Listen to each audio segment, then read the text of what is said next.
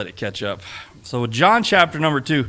Now this is going to be a different kind of message this morning, and we're going to do some learning, some teaching time here at the beginning. You're going to get some facts, and then it's going to get a little more difficult. I had to. I honestly, once I got studying this lesson, I didn't want to do it anymore.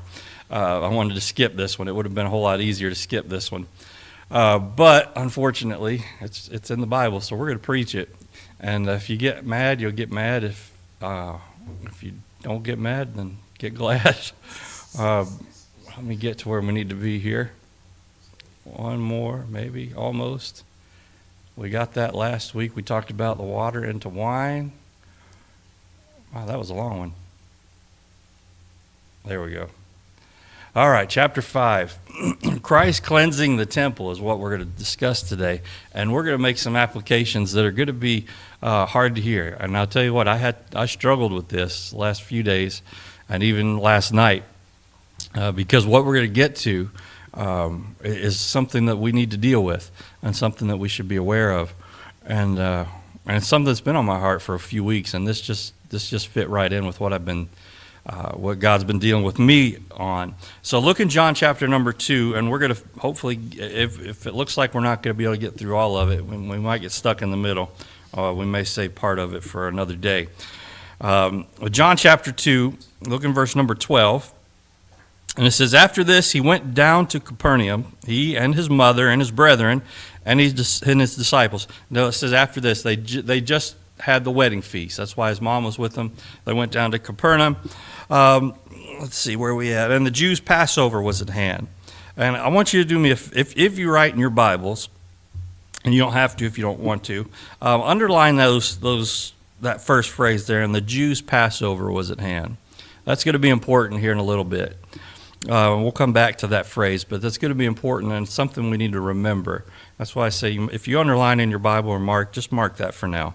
And Jesus went up to Jerusalem. So they were in Capernaum, and now they went to Jerusalem, and found in the temple those that sold oxen and sheep and doves, and the changers of money sitting.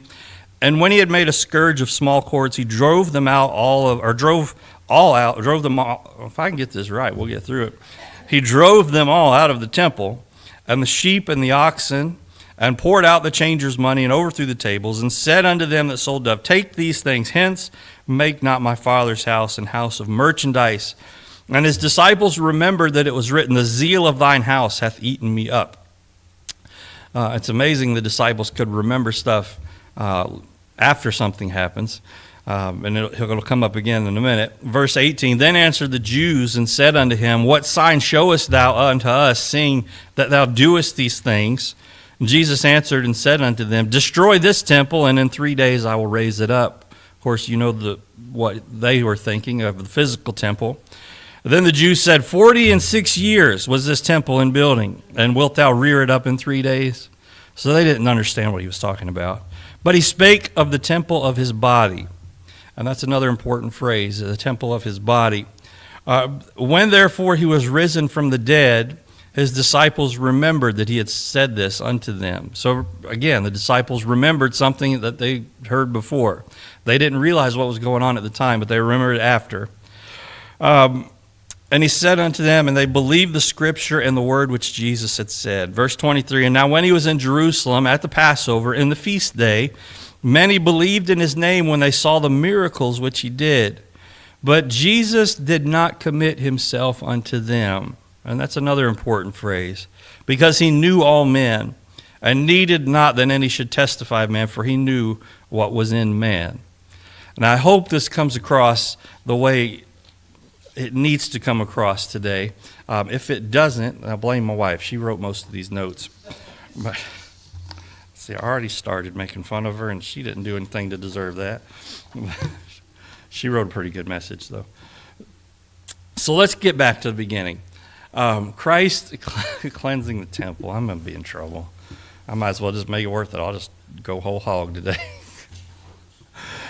Christ cleansing the temple. This is a story we've heard a lot of. And I'm going to give you, we're going to do some learning and some fact finding here and teaching. and then we're going to get to the preaching part at the end. All right, so it's going to take a little bit to get there, but hang with me, and I promise it's going to make sense. We're going to learn some things. I learned some things, and then we're going to get to the part that's not going to be so fun. All right, so what time are we looking at? We're right after Christ's wedding in Cana. Remember that. The third day in his public ministry. We talked about the 3-day thing. That was sometime in the fall of around the year 28 or AD 28. And then we learn, when we read John chapter 2 and verse number 12, it says, after this he went down to Capernaum, he and his mother and his brethren, the disciples, and they continued there not many days. John gives us a good chronological timeline through the book of John. Not everything is accounted for, though, because then it says in verse 13, and the Jews' Passover was at hand, and Jesus went up to Jerusalem. Now, they just finished a Passover right around the time he turned the water into wine. So there's some time that's passed here that's not accounted for. And so what we're getting to now, when Christ cleanses the temple, we're coming up to a Passover. This is one of the big Passovers, and this happened in the spring of the year 20. So we were in about the fall of 28. Now we're in the spring of 29. So around maybe 6 months, somewhere in that time span. And there's a few things to understand about these, and this is the learning part. So let's get through the learning part, and then we're going to get to the message. So Capernaum. It was kind of ended up being the headquarters or the jumping off point for Christ's ministry. A lot of what he did came out, he kind of based everything out of that area. And if we remember, if you have your maps open in your book, you can see he never really traveled very far from anywhere, and a 30 to 40 mile range was about the maximum he ever traveled. But Capernaum was kind of his earthly headquarters, so to speak. It was on the north shore of the Sea of Galilee. Again, a very important place because they do a lot on the Sea of Galilee. One special thing about Capernaum and why Christ might have been there was because that was a major crossroads. It was a big place for trade. You had a main road that came through there. Remember the Romans, how the Romans built a road system? Well, they wanted to connect the east and the west. So you have Asia on one side. I wish we had a map. It was fun when I got to teach history and world history and geography. I hated that in high school. I hated history, I hated geography. I didn't want to know anything about it. My sister, the problem was my oldest sister, she ended up being my teacher, so that made it even worse. So I would sit back in the back and try to take a nap. So I did not learn much of history and geography, just enough to be able to pass the class. But as I got older, and then I had to teach the class, and I realized, well, this is a lot more interesting than I thought. The reason why the Middle East is so contentious, especially all the way back to as far as we can go back in history, is because the Middle East, it's called the Middle East because it's in the middle. It kind of connects the lands to the east and the lands to the west over land. Now, obviously, you could go by ship, but it would take a lot longer. So the Middle East, and why is it still fought over today? It's still an important place. Well, there's a lot of oil in the Middle East, so that's important. But it's still major trade. But back then, when everything was going over land, this area, if you were in control of this area, then what could you do every time somebody came in with goods to trade? You could start taxing them. You could start charging tariffs. We hear a lot of about those today. So anywhere in this area, anywhere the Romans built major crossroads, it was a very busy place, a very important place. One reason I think, and historians or Greek scholars would agree, that Christ spent so much time in this area was because people were coming from every direction. And so his word, the word of Jesus Christ and everything that he was doing could be spread everywhere. Because if I was coming from Asia and I went through Capernaum going over to the western part of Europe or anywhere over in that area, I would stop. I'd hear these stories about Jesus. I'd continue on my way. And all along the way, I'd share these stories. Remember, they didn't have newspapers. They didn't have internet. They just had word of mouth. So word traveled pretty much all over the place. And then we know at the end, when the disciples were done and Christ ascended, the disciples went out from this area and went all over the world. How could they go all over the world? Because they were kind of at the center of everything. The Romans did a great job building roads. They built a lot of them. and connected. They knew that in order for them to conquer the world and to be able to maintain control of everything they conquered, they had to be able to get their armies where they needed to be quickly. And so they built this great road system. Fantastic for Rome. And Rome ended up falling later on, but that's another day. So it's an important place. We're not told how long they stayed there or when they left. All right, and we know this for the fact Matthew, Mark, and Luke, the other Gospels, they don't give us much information either about this little time span, this 6-month span. We do know Christ was doing something in there, because by the time we get to this Passover, word of what he had been doing had already begun to spread. So in this 4 to 6 months, somewhere in that time span, word had begun to spread. So we do know he was doing something. We don't really know a lot. None of the Gospels really recorded a lot of what happened in that time span. So in verse 13, John comes out and says, okay, here we go. We're going to start with the Jewish Passover. And so this time we know when about it happened. Now this is one of Jesus' first of 5 visits to Jerusalem, with the exception of the last one. We know the last one was when he was crucified. And it's recorded in all 4 Gospels, but only John the visits are recorded in the Gospels, but John's the one that records all of them. All right, so this is important. Now, the Passover, it's a central feature in the book of John. John's going to record these Passovers, except for one, because remember, there was one Passover that Jesus did not attend. That was right before his crucifixion, or the one before his crucifixion. He did not attend one. Remember, we talked about that back at the beginning. And so John tells us what happens at 3 of the 4, because obviously one he didn't attend, so there was nothing to say. In fact, about 90% of the book of John revolves around these Passovers. Okay? Say, what's so important about these Passovers? I'm glad you asked, because I was ready to tell you. So, wait, I got to change channel. Let's see. There we go. The time of the event in verse 13 there. We know it is, and I can't see that screen from here. I got to get that one from Russ. The Passover. What was the Passover? In your blank there, first blank, I guess I give the time of the event. So what is the Passover? In fact, we're going to do this really quick. We're not going to read everything. Go back to Exodus chapter number 12. All right, most of us know what the Passover signifies, but we're going to be in Exodus 12 here in just a few minutes. So what is the Passover? Why did they celebrate? Now, this has been going on now for several centuries. They've been celebrating this Passover every year. And it was something the Jews did. They still celebrate it yet today. Is there anything wrong with celebrating it today? No. Why? Because it was supposed to be a reminder of the Israelites leaving Egypt, how God protected them and got them out of the land of Egypt. Now, we won't take time to read all of Exodus chapter 12, but if you want to know all the details, it gives them to you there in Exodus chapter 12. This was a time, remember the 9 or 10 plagues on Egypt? Well, the first 9 didn't work.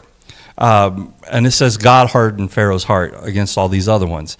And finally we get to the 10th one, and that's the one where I think God broke Pharaoh's heart. Because remember, they had to put the blood of the lamb on the doorpost and across the top, and then when the death angel passed over, anybody without the blood on the door, the firstborn sons were killed. Obviously, I doubt many Egyptians put the blood of the lamb on the door, and so many Egyptian children were killed. Were there Jewish children killed? There may have been, had they not done what the Bible said God told them to do. But what they would do, they would take this lamb, and God said it had to be a specific lamb, a lamb without spot, without blemish. They were to keep it for a set amount of time. And I have it in my notes somewhere, but we're going to skip through some of this. They were to take it, they were to put it up, put it aside, set it aside for a certain amount of time. And then the evening before, they were supposed to slaughter the lamb, take the blood, put it on the doorpost, and then they were to cook the lamb. They were to eat that, and they would eat the unleavened bread. That was at the first Passover. And of course, they probably were scared to death because they had just seen the other 9 plagues. So they knew God was serious. And then the 10th plague came, which was this event.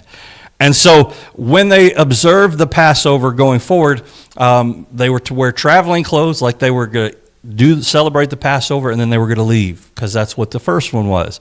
After the Passover, Pharaoh said, "Get out of my country." And then he became mad and followed after him. And we know what happened there. We won't go that far. And it was also supposed to be an annual event every year. They were supposed to, just like we remember Christmas. We remember Thanksgiving. We remember Easter. It's something we do every year. And a lot of, like Christmas, Easter, Memorial Day, Veterans Day, things like holidays that we have. We use those days. I know a lot of this is just an excuse to eat a lot of food, but those days are set aside for something special. So, like Veterans Day, we remember those that served in our military. We think like Memorial Day. That's to remember those that gave the ultimate sacrifice in service to their country. We're supposed to remember Christmas. It's not just about presents, but we're supposed to think about how Christ gave his gift of his son. Easter, we think of the resurrection. So you realize why we celebrate these holidays. So people say, oh, Easter, Christmas, all these are pagan holidays. We shouldn't celebrate them as Christians. It's not about, okay, maybe centuries ago that's how they came about, but that's not what they are today. Today, as Christians, we use those holidays as a remembrance. And that's what they should be used for. All right? So it's to be an annual event. Now, remember that phrase I had you underlined back in John chapter 2? What was it? Anybody have it handy? No, go back a little further. The first one we underlined. There you go. The Jews' Passover. The Jews' Passover. Let's look now in Exodus chapter 12. Let me make sure I got the right verse.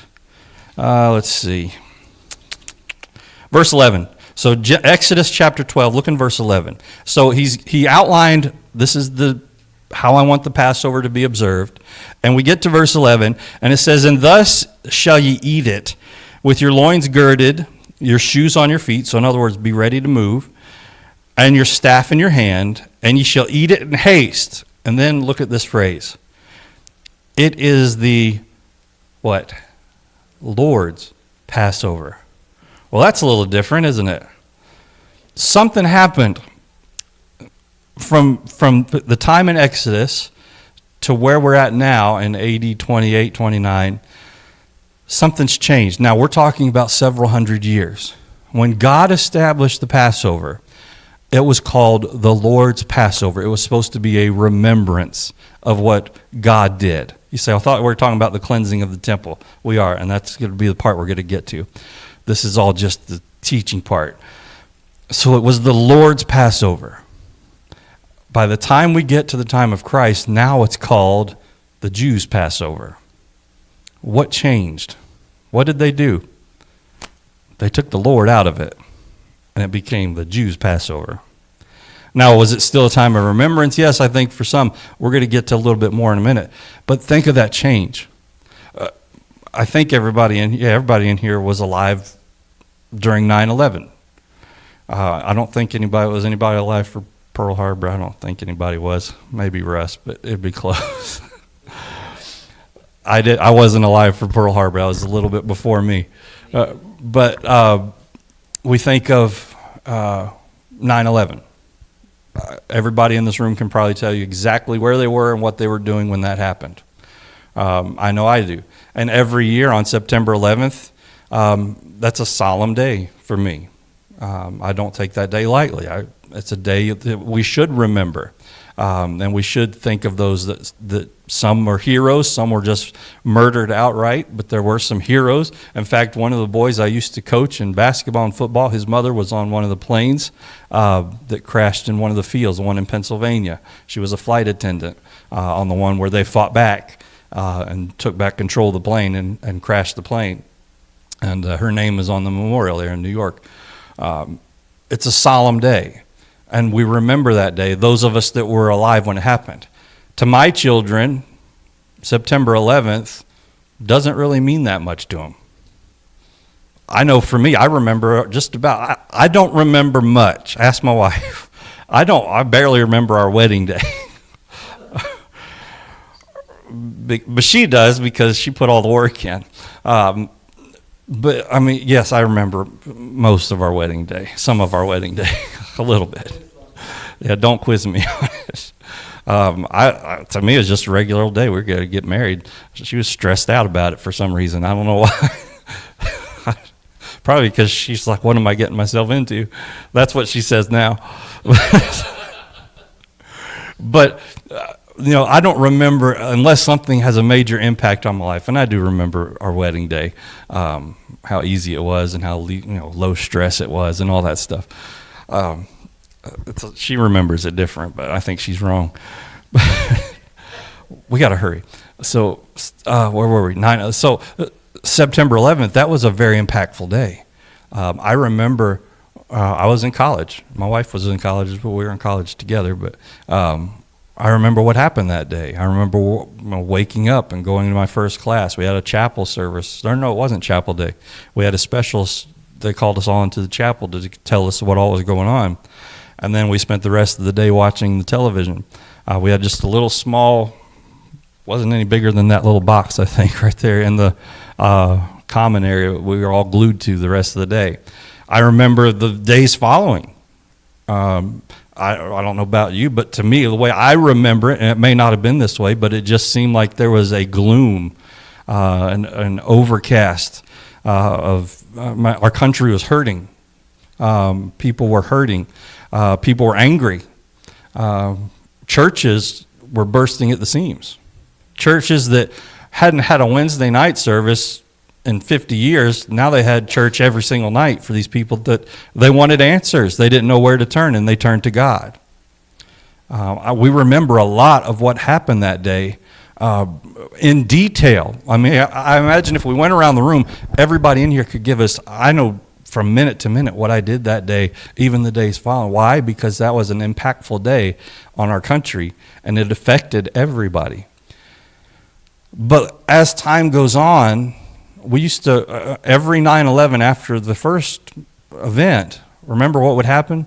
They would have a memorial service, and they would get up and they would read every single name of every single person that died those days, or on that day.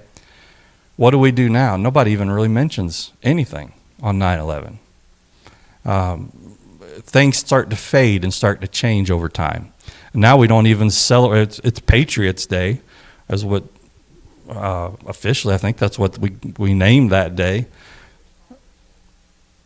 Whatever it's called. It's a day that's supposed to be a national holiday, but we don't really observe it anymore. Why? Because time has passed. We just had the anniversary of the Oklahoma City bombing. I remember that happening. Now, I was really young, so that one didn't make as big an impact on me, but I do remember it. I remember it happening and the aftermath and those things. But now, Pearl Harbor, that day doesn't really mean anything to me because I wasn't alive when it happened. It didn't affect me. But the Passover, when it started, that was important because that day or that night was a big deal. And so for many years after that, when the Passover was to be observed, they were very careful and very strict to remember everything that happened on that Passover because they remembered that night in Egypt when the death angel passed over. It was a very big deal. But then we go 10 years, then we get to 20, 30, 50, 100. Now we're probably several hundred years after this. It's been forgotten. Not that they've heard stories, and these stories have just been passed down from generation to generation, and that's all they've become now, are stories. And so they don't mean anything to the Jews as much as they did back when it happened. Let's get back to John chapter 12 or John chapter 2. So it became the Jews' Passover. And we're back in, I'm in Luke. Why am I in Luke? We need to be in John. John chapter 2. So it talks about the Jews' Passover in verse 13. And it says, then Jesus went up to Jerusalem, which is where he would celebrate the Passover. And verse 14, and found in the temple those that sold oxen and sheep and doves and the changers of money sitting. And now we're going to get a little bit teachy and we're going to get a little bit preachy, okay? And don't get angry at me because this is what the Bible says. All right, and I'm going to teach you what the Bible says and get mad at my wife if you want to get mad. No, don't get mad at her. She wrote a good sermon. So what would happen, and we're going to get one more teachy time here. So what would happen, and we'll use that here in just a second. People would travel from all over the nation of Israel to come to Jerusalem to celebrate the Passover. For many, it was a long trip. And to make your sacrifice, you didn't want to have to bring your livestock, all the other stuff you're supposed to bring. So what started happening, is people would start selling these animals, the sacrificial lambs, and they would start to sell them. And this comes from not just the Bible, but also from several historians that studied this. So special dealers sold the animals. Originally, all the shops were along the walls outside of the temple area. And then you kind of have a picture of it there. It's also in your book on page 65. So along the outside, which would be what we're seeing here is the outside of the temple. For a long time, it was all done outside the temple because the temple is a sacred place. It's an important place. All right, now, I don't want to get ahead of myself. We'll get there in a minute.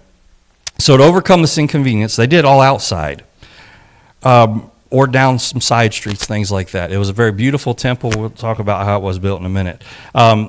Had this business been conducted in the streets and around the temple, Christ probably would have excused it. Brother Joe's food truck, he's talking about that before church. When they go to these festivals, he was talking about their pricing. Brother Joe, what was that one that sold wings and fries? How much was that?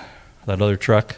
Wings and fries. They sold it for $17. $17 for wings and fries. But guess what? People paid for it. Why?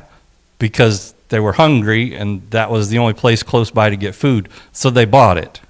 Was it worth $17 for frozen wings and frozen fries? It's probably only worth about $3. Probably not worth $17. But people in business say, okay, I've got to make profit. I've got to make some money off of this, and they do this for a living. Last year they paid $16 for it, so hey, if I charge them $17, they'll probably pay it for $17. And so that ended up being what happened. It became commercialized. And so it wasn't just the fact that they were selling these animals. Now they were starting to gouge people. Why? Because they had no other options. They couldn't bring the livestock from their home. Some of them may have just been farmers. They didn't have animals. Others just couldn't bring the animals, or maybe the animals died on the way to Jerusalem. So it became a business. And so from there, from outside the temple, there's this man called Baba Ben Buta. Don't know who he is. He's someone famous in history, apparently.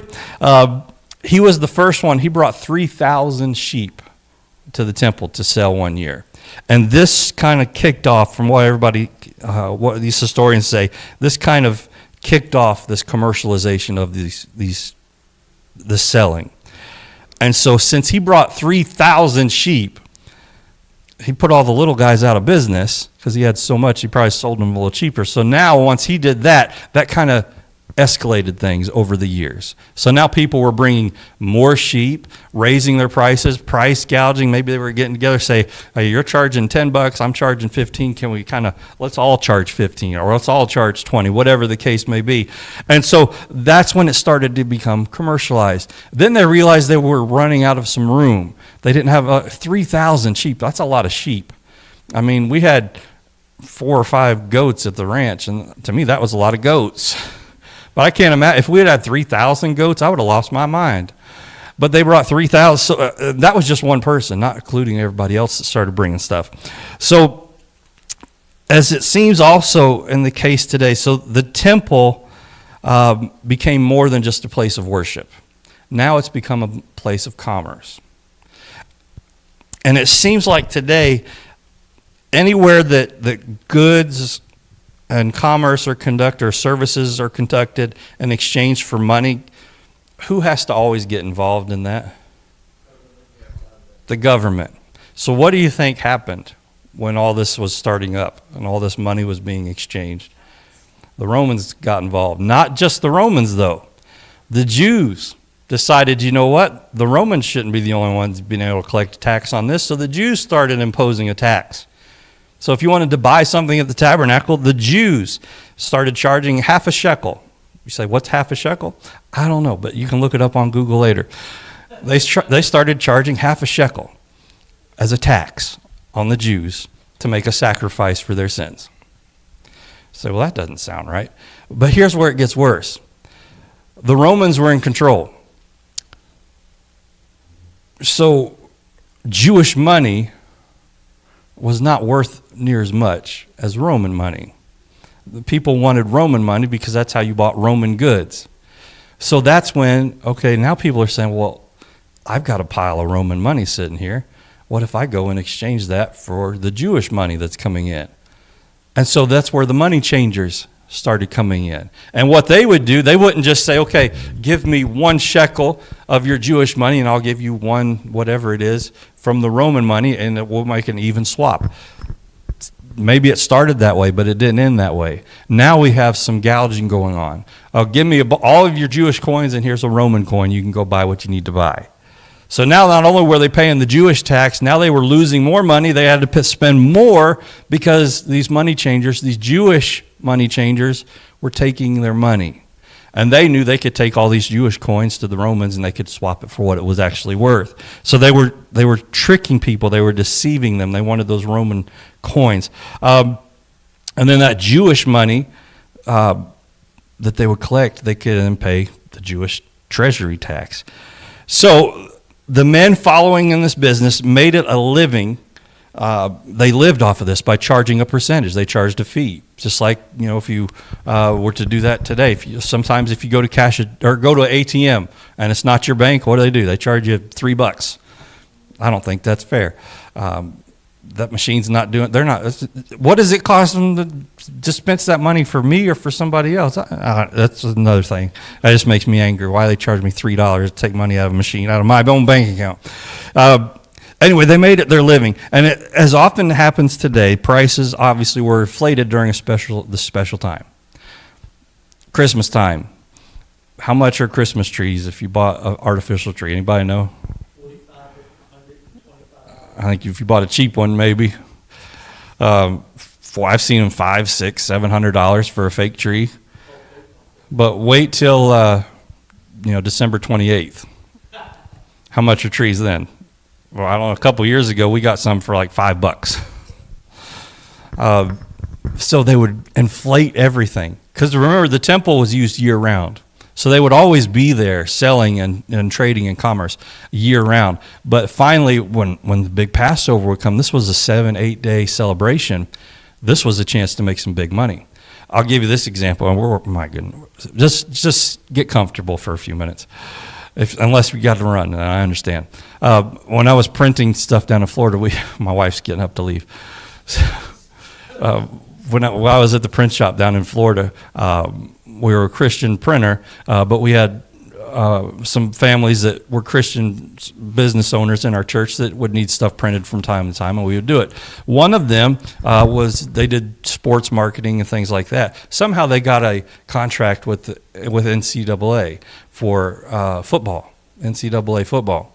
And so we would print up these posters, these 12 by 18 posters of the two teams that were playing. It really wasn't, it was just on cardstock, wasn't anything fancy. And it would have Team A and Team B over here, whatever game it was. And they would have, the title at the top. And then it would have a white box under each of them. And what they would do, they would buy these posters from us, all full color, real nice looking. They'd charge, and we'd charge them, I think, 5 or 6, 7, 8 cents a piece, not much, because they would order a bunch of them. Then they would take those posters to these games and take a big box truck. Inside the big box truck, they had half a dozen black and white copy machines. And as soon as that game was over and they knew the final score, guess what they did? They printed the two numbers on that thing, which probably cost them maybe another penny or two. They sold those posters for $20. And they would sell out every single time. You say, well, that's all. Why would you pay that? Because they knew people would buy it, and they knew it was a big event, and people would pay for it. Now, that's smart business. That's definitely smart business. But when it comes to the things of God, when Jesus came in and looked at this, he said, okay, I understand business is business, but church is different. the worship of God. You should not be gouging people or taking from people that just want to worship God. And not just worship God, they're trying to follow what God instructed them to do. God's the one who told them to observe the Passover. And now the Passover, it's like, taking a vacation to Chattanooga versus taking a vacation to Pigeon Forge. Which one you think would be cheaper? Chattanooga, because you go to Pigeon Forge, they charge about triple for everything up there. Why? Because it's a tourist thing. It's a big event place. Same thing here. They would start to gouge people. And I underline this. And the problem here was not the sales that took place. That wasn't what Christ was upset about. What he was upset about was that the place of worship had become a place of profit and big business. What had originally been the Lord's Passover now had changed to the Jews' Passover. So what God had intended for this to be, now it has been changed to something else. And this is what has gotten to me. I have a big section here marked to skip if I don't have time, and we might do that. This is what's been on my heart for the last few weeks, and we talked about it briefly last Sunday. I made a post on Facebook, some of you saw it last night, about making church simple again. We have, and I used to say, has it been done on purpose? Some. We have commercialized church. And if you don't believe me, go on YouTube, drive around and see some of these churches that are massive. They've commercialized church. You say, have we done that? We probably have to some extent. But we've taken what Christ said when he left. This is how I want things to work. This is how I want church to be. And we've taken what God said and we've changed it. You realize this is not my church. I pastor here. Brother Joe pastor. This is not my church. This is not Brother Joe's church. We'll go one step further. This is not your church. Whose church is this? It's God's church. And that's the way it should be. So when my biggest thing, why is coming to church sometimes a chore? Have you thought of, maybe not so much here, but in my life I've been to bigger churches and smaller churches, and you get involved in bigger ministries, and Sunday rolls around and you dread it. You dread it. You don't even want to get up and because as soon as you get to church, you've got a million things you got to do. Even if you're just a church member.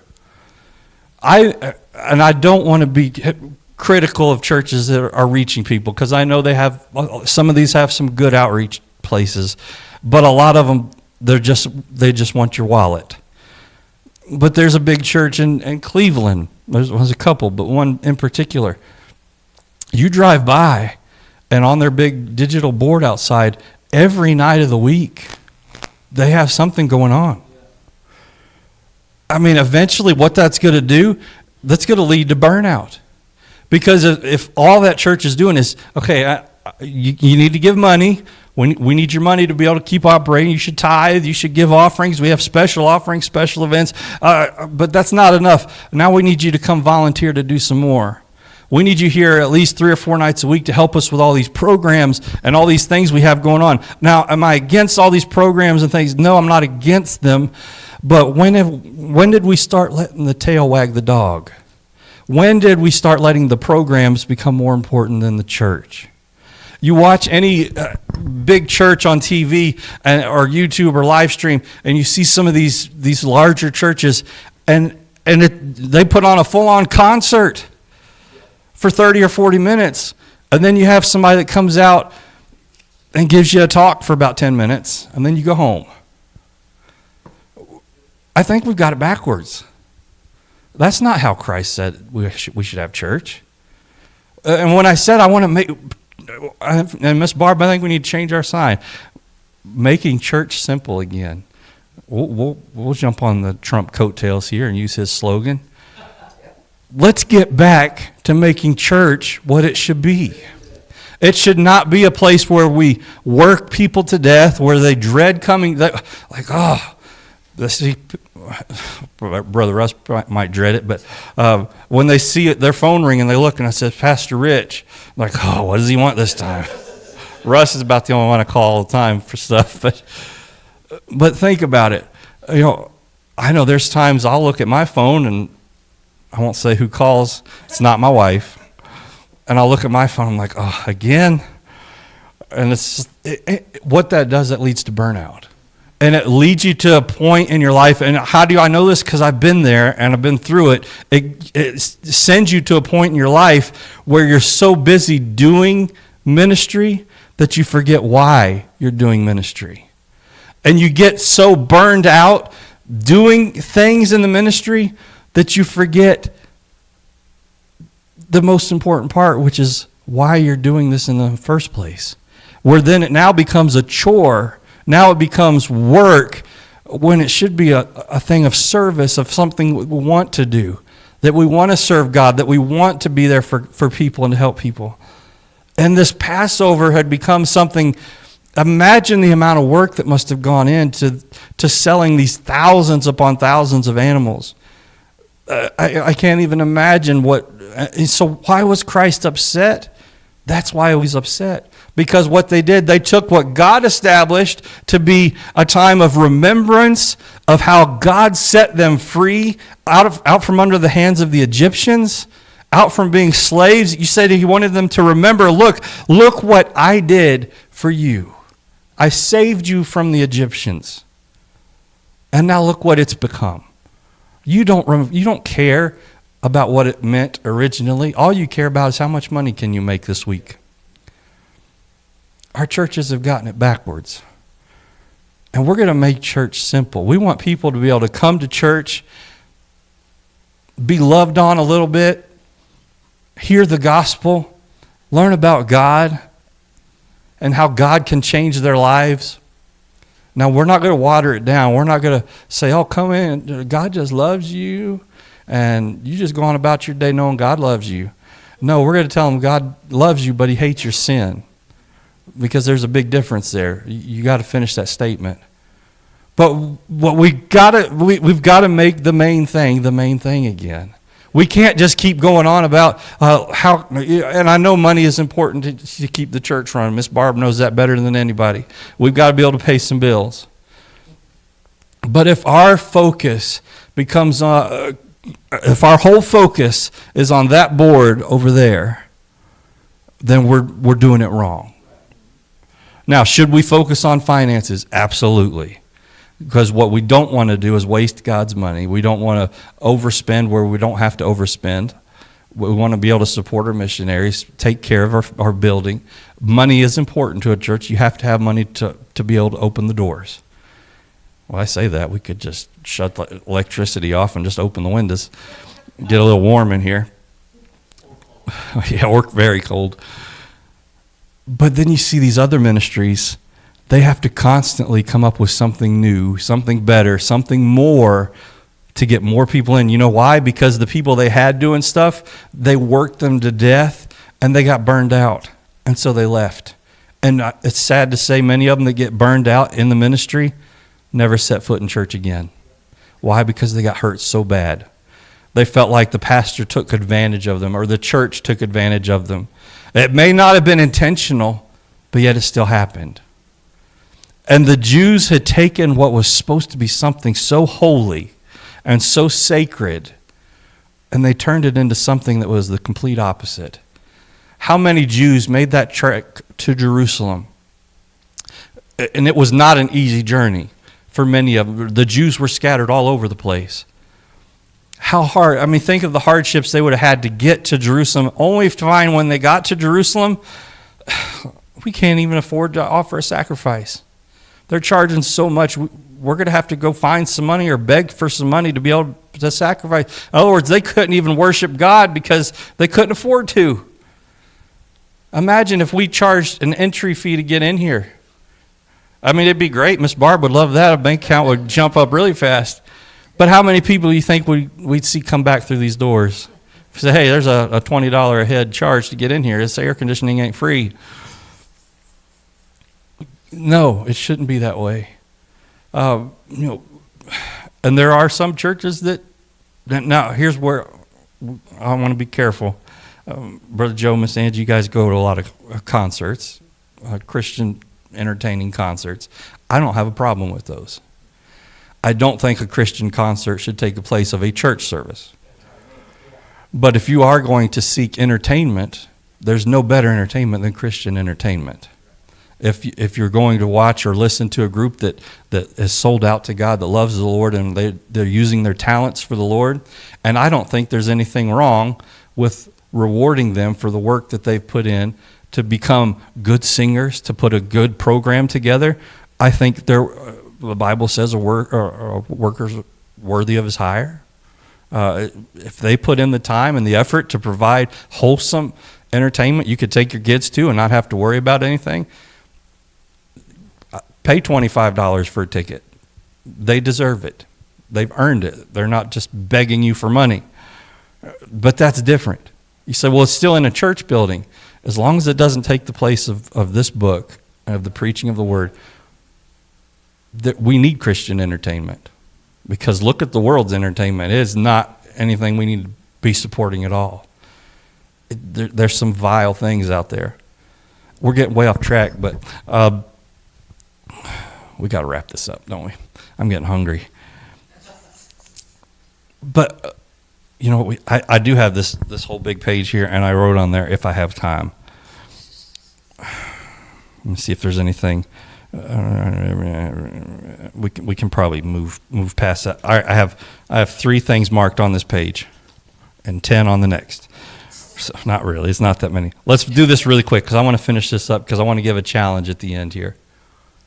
What we got? There's more pictures of our temple. So what happened is it moved from outside, and now it moved to the inside of the temple, and that's where things got worse. Not only was it outside the walls, but now it's inside the walls. Brother Joe was teaching this morning, and it really hit home, talking about the wolves that can sneak in. Inside this courtyard were a bunch of wolves. They weren't there to worship God. They weren't there to do the things of God. They were there to take your money. Those were wolves.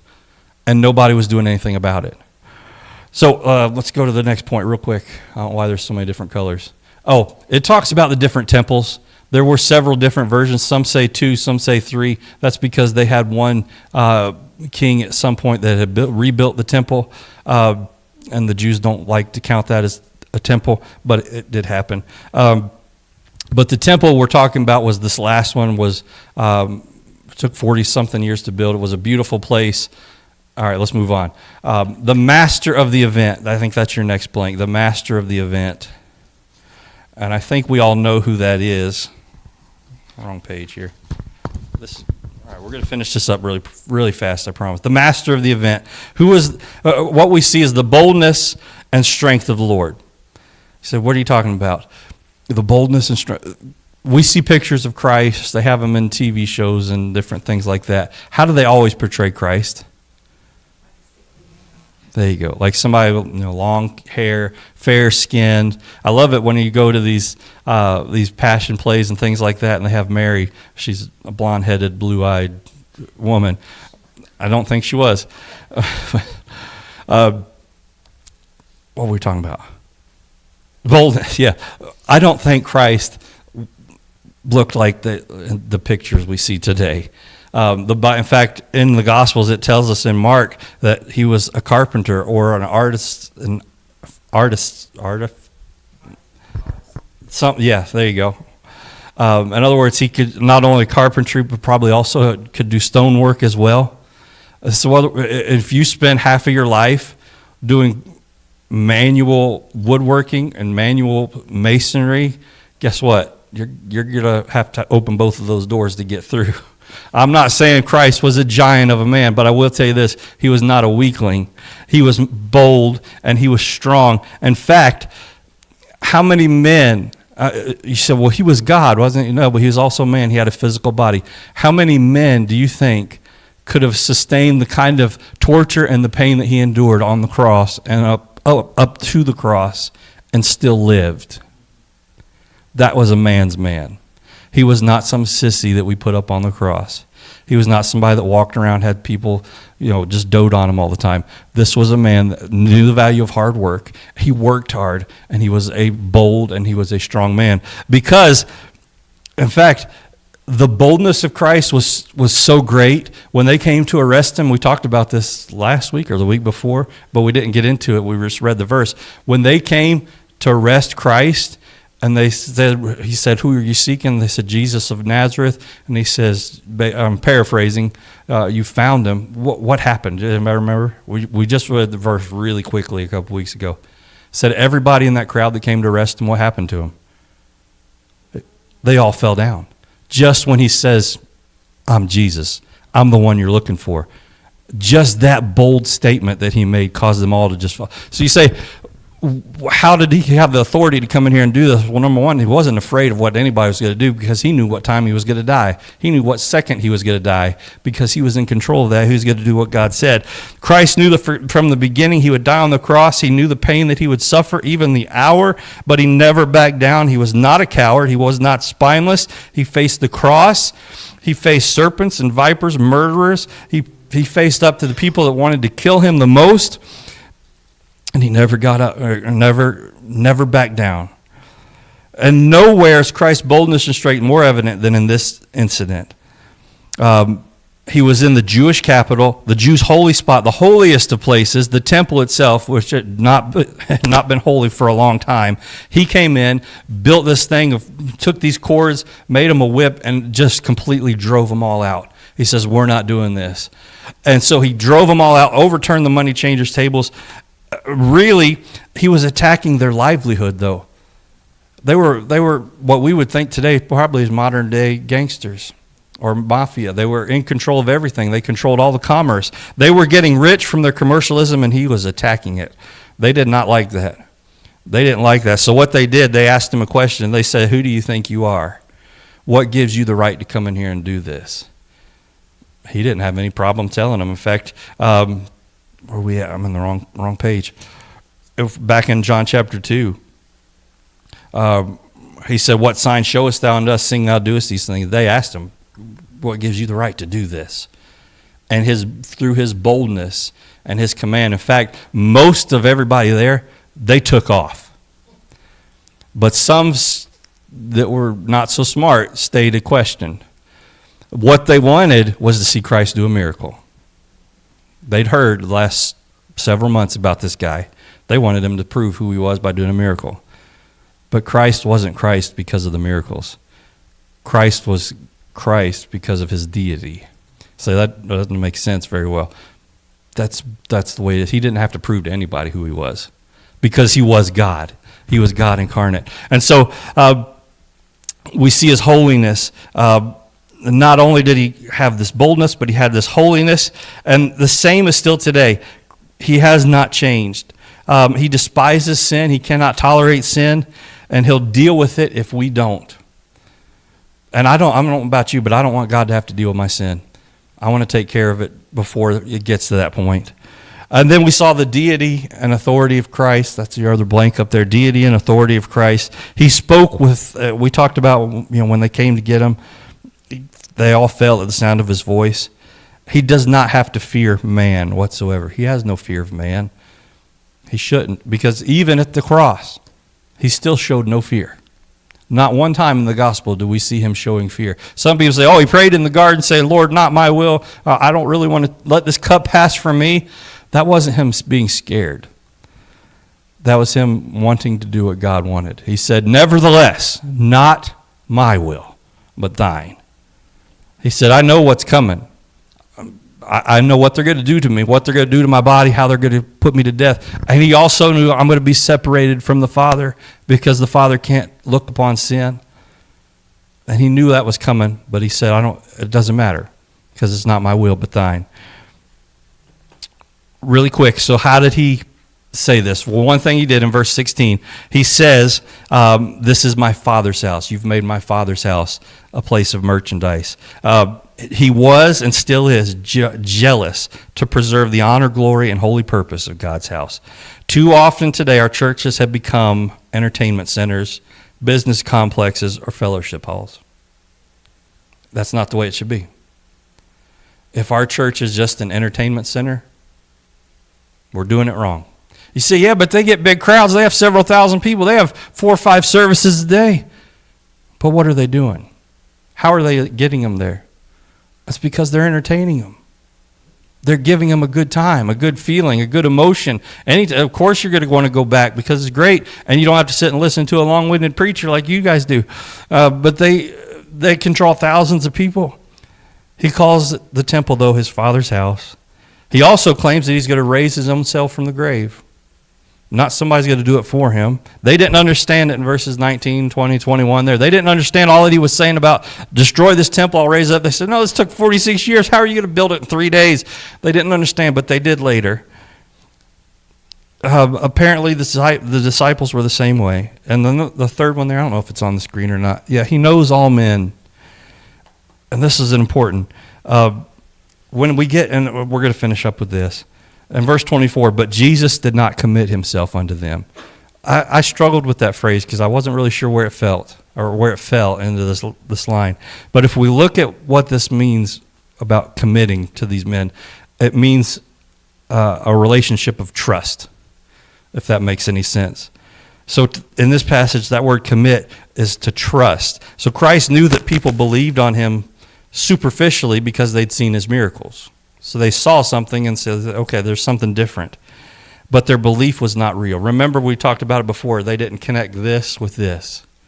They knew in their head, but they never believed in their heart. That's the difference.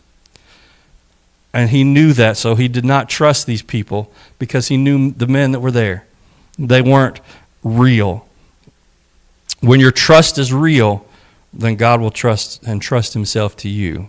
God knows us better than we know ourselves. This is where it got hard for me to study this lesson. Because if we're brutally honest and we look at ourselves in a spiritual mirror, we're not that great of people. I'm the first one that raised my hand and say I had to get some things right before I could even get up here and speak about this message. Because if we really are honest, now some people say, oh, I'm a pretty good person. I don't do that many things bad. My wife's pretty close. But the rest of us, like I said, I'll be the first one. And I think we talked about this again a week or so ago. If we were to go around the room, I would say first, I'm the worst sinner you'll ever meet. But then we get to somebody else, they say, no, I'm the worst sinner you're ever going to meet. And then we could go around the room. And if we're really honest and look at ourselves the way Christ sees us, we're all sinners. We're horrible people. But here's the difference. We're horrible people, but we're saved by grace. God paid for those sins. So what I need to ask you is this. Is Christ the master of your life? That's a tough question to ask. Are we letting Christ control our lives? Because we look at the destruction or the temple, how we threw out the money changers out of the temple. And in fact, this temple was different because it was missing some things. Remember the tabernacle in the very first temple? They had a few things in the temple that were important, like the Ark of the Covenant. What was so special about that? What would happen at the Ark of the Covenant? Anybody remember? When they would go into sacrifice, what would come down? The glory of God would come down. And obviously they couldn't see God, but his essence came down. That wasn't in this temple. There were a few other items in this temple that were not in the original temple. Once it was destroyed and then they rebuilt this one, there were a lot of things missing that should have been there that weren't. So this was really just an empty shell because God wasn't in it at all at this point. They were just going through the motions. But then once Christ died and rose from the grave, he sent the Holy Spirit. And now he says, where's his temple now? It's right here. We are God's temple. And so this is where it gets a little preachy. And I'm going to end with this question. If our bodies are the temple of God, and I don't like asking this question because then I have to answer this question, but if we're the temple, what does Christ need to throw out of our temple? You say, wait, I'm a pretty good person. All right. There's things in my life I know that Christ is probably not happy with. Not probably. I know there's things in my life that I'm doing that I shouldn't be, or not doing things that I should be. So that's a tough question to ask yourself. If Christ lives in me, what does he need to drive out of my life today? Are there things in my life that just shouldn't be there? Or in other words, if Christ were to walk in these doors this morning and look at us face to face, would we be able to look him in the eye and say, I'm doing everything right, doing everything I can do? Or would we all have to hang our heads in shame? I would. I don't think I could meet him eye to eye and say, I'm doing everything I can for you, Lord. I'm doing everything right, but I'm not. What does he need to throw out of our temple?